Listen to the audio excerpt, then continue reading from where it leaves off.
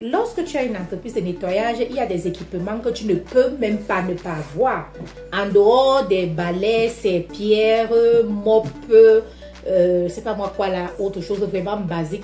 Il y a des appareils que tu ne peux ne pas avoir. Pour notre cas, comme je vous ai dit, nous avons commencé l'entreprise de nettoyage avec le nettoyage des textiles. C'est un service qui nous a vraiment tellement lancé et nous avons commencé avec les éléments basiques. Mais au fur et à mesure où on progressait, nous nous sommes rendus compte qu'il nous faut des équipements et des appareils professionnels que nous avons acquis très vite. Et cela nous a permis d'aller très vite aussi dans le rendu du travail et même la qualité du rendu du travail.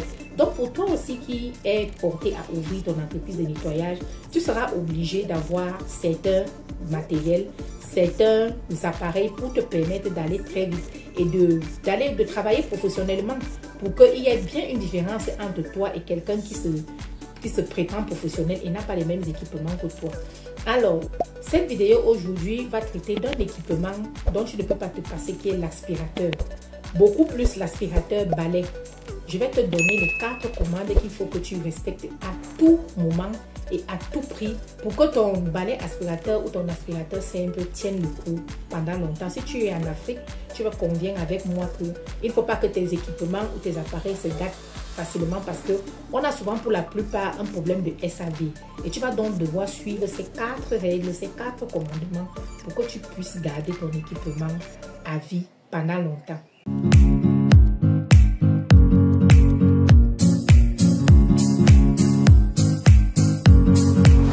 Si tu viens d'arriver sur cette chaîne, je suis Liliane Ekouti, je suis directeur général d'une entreprise de nettoyage qu'on appelle Catalyst, basée au Cameroun. Alors, sur cette chaîne, je te parle de nettoyage, je te balade dans l'intimité de mes clients pour te montrer ce qu'on fait comme rendu. Je te booste à travers ces chaînes et les vidéos que je ne cesse de te publier pour que toi aussi tu puisses créer ton entreprise de nettoyage. Et de temps en temps, sur certaines vidéos, je te montre quelques astuces pour que toi qui es à la maison, tu puisses les regarder et les déployer dans ton domicile comme un professionnel. Comme son nom l'indique, la fonction première d'un aspirateur, c'est d'aspirer. Tu as 2 qualités d'aspirateurs. Tu as les aspirateurs à poussière, tu as les aspirateurs à eau. Et tu as aussi les aspirateurs qui ont ces 2 fonctions. Avant, les aspirateurs ne sortaient pas comme ça. Tu n'avais que des aspirateurs à poussière et tu n'avais que des aspirateurs à eau. Mais avec la technologie qui a évolué ces jours-ci, tu as la capacité d'avoir un aspirateur avec ces 2 fonctions. Sauf que si tu gardes mal ton aspirateur ou alors que tu l'utilises mal, il ne va pas mettre long feu. Tu seras obligé, même après une seule utilisation, de le remplacer. Il va se griller. Alors, écoute bien ce que j'ai à te dire là. La première chose à faire lorsque tu as un aspirateur balai, c'est que tu dois utiliser la fonction boost avec modération.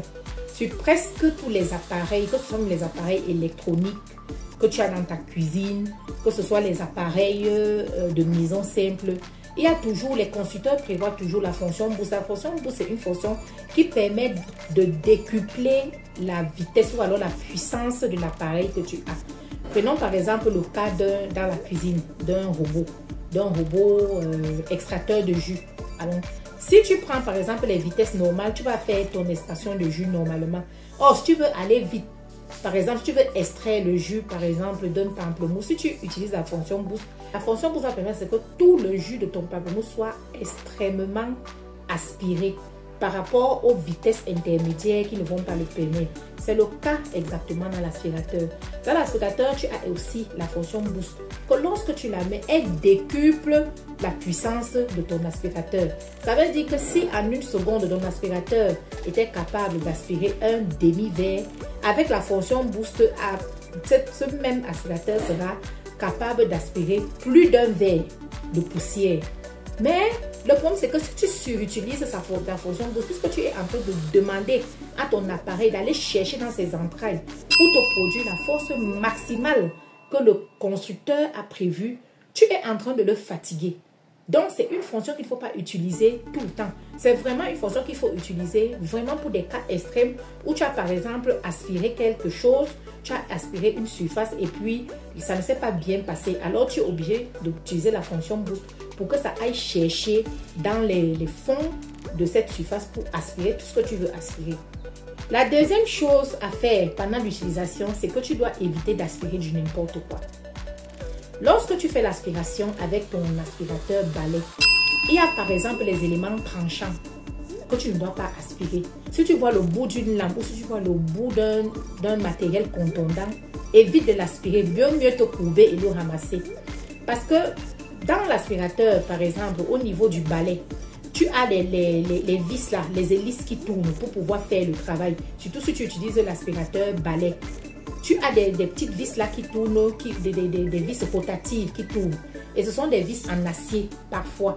Et si l'acier rencontre l'acier dans un mouvement rotatif, alors ça peut créer une étincelle. Tu vois le risque que tu peux avoir, tu peux créer un incendie parce que tu as aspiré un objet contondant, parce que tu as aspiré la lampe. N'aspire pas n'importe quelle poussière, par exemple les poussières de plâtre. Les poussières de plâtre proviennent par exemple de certains carreaux. Lorsqu'ils se détériorent, là, ils laissent passer. Ils émettent de la poussière de plâtre. Évite d'aspirer cette poussière avec ton aspirateur. Prends plutôt un balai pour le faire parce que ce plâtre est composé de matières chimiques que l'aspirateur n'aime pas. Parce que quand l'aspirateur aspire, ça entre dans un canal. Et ce canal est constitué de certains matériaux que le plâtre détruit. Donc, il ne faudrait pas aspirer de la poussière de plâtre. Et cette poussière de plâtre, non seulement elle va boucher le conduit de ton aspirateur, elle va également boucher les pores de la tête d'aspiration. Ce qui fait que si tes pores sont bouchés, tu vas encore faire comment pour aspirer même la simple poussière, puisque ça ne pourra plus aspirer. La troisième chose à faire pour ajouter les jours de vie à ton aspirateur, c'est le nettoyage.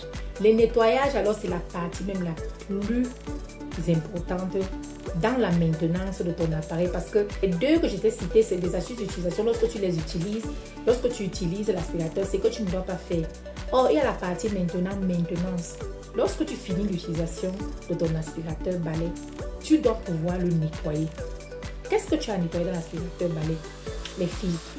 Tu vas démonter ton aspirateur, pas démonter comme un constructeur. Tu n'es pas là pour remonter ça, on va dire réassembler ça comme si ça sortait de l'usine. Non, tu vas le démonter de telle sorte que tu puisses avoir d'un côté tes filtres, d'un côté le collecteur. Le collecteur, c'est ce qui collecte la saleté lorsque l'aspirateur a déjà fait son travail.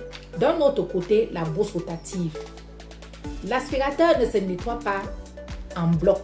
C'est-à-dire que tu prends ton aspirateur, tu prends un chiffon, tu l'essuies. Ça, ce n'est pas le nettoyage de l'aspirateur. Tu vas devoir le démonter pour obtenir les trois parties-là, chacune séparément. Et si tu as un souffleur à côté, tu peux souffler la brosse rotative. C'est-à-dire que tu souffles les pores de la brosse rotative pour que, s'il y a des poussières qui ont essayé de boucher les pores, que tu les repousses avec le souffle de ton injecteur. Un peu de ton souffleur. Pour le fond du collecteur, tu vas devoir vider ton collecteur et le nettoyer de fond en comble. Pour les filtres, ce sont des filtres, mais tu vas devoir les nettoyer de fond en comble, un peu comme le collecteur. Si à la fin de ton utilisation de ton aspirateur ou de ton balai aspirateur, tu essayes de respecter ces trois règles, tu verras que ton aspirateur aura un souffle de vie. À chaque fois que tu vas partir chez un client avec l'aspirateur là, tu auras l'impression que c'est un nouvel aspirateur. Et n'oublie pas, ça, tu dois le faire à chaque utilisation. Ne va pas chez un client lambda, tu finis d'aspirer, après tu gardes ton aspirateur, tu essuies juste la coque et puis tu dis non, tu es à nettoyer. Non, non. Démonte-moi cet aspirateur à chaque utilisation, même si la poussière est minime, c'est important. Parce qu'on ne laisse pas dormir la saleté dans l'aspirateur. Ça, c'est une astuce que je te donne. La plupart du temps, les gens qui ont l'entreprise de nettoyage ne le font pas. Parce qu'ils se disent, ah, je vais nettoyer à la fin de la semaine. Non, il y a des appareils qu'on nettoie à la fin de la semaine, hein, de fond encore, mais il y a des appareils qu'il faut nettoyer tout le temps. Principalement l'aspirateur balai là. C'est très important. Sinon, il ne va pas te mettre long feu. Et nous qui sommes en Afrique ici, est-ce que tu vas faire venir les appareils tout le temps? Est-ce que tu vas aller chez le dépanneur tout le temps? Encore qu'il faut trouver le dépanneur qui connaît la marque. Donc, du coup, tu vas devoir jouer plutôt sur ta capacité à maintenir toi-même tes appareils et la technicité que tu as dans l'utilisation pour que ces appareils mettent long. Si tu es arrivé à la fin de cette vidéo, c'est que tu l'as aimé. Je t'invite à liker, mets-moi un gros pouce. Tu tu commentes. Je ne vois pas vos commentaires. Pourquoi vous ne commentez pas? Il y a certaines personnes qui commandent des vidéos et ce sont les mêmes personnes qui reviennent. Motivez-moi à continuer. Il faut que vous me motiviez. Je dois être motivée à vous donner ce que j'ai dans mon ventre là-bas. Parce que ce sont des masterclass. Je vous donne ça gratuitement. Tous les enseignements que je vous donne là, c'est parce que je suis dans le domaine du nettoyage et que je le vis quotidiennement. N'importe qui ne viendra pas vous parler de ça. Alors pour me motiver, faites quand même de jolis commentaires. Commentez, ça me montre que vous me suivez. Likez, ça me montre que vous aimez ce que je fais. Activez aussi la cloche de notification, c'est important pour ne rien manquer. Et partagez. Partagez pour qu'on se fasse connaître. Peace out.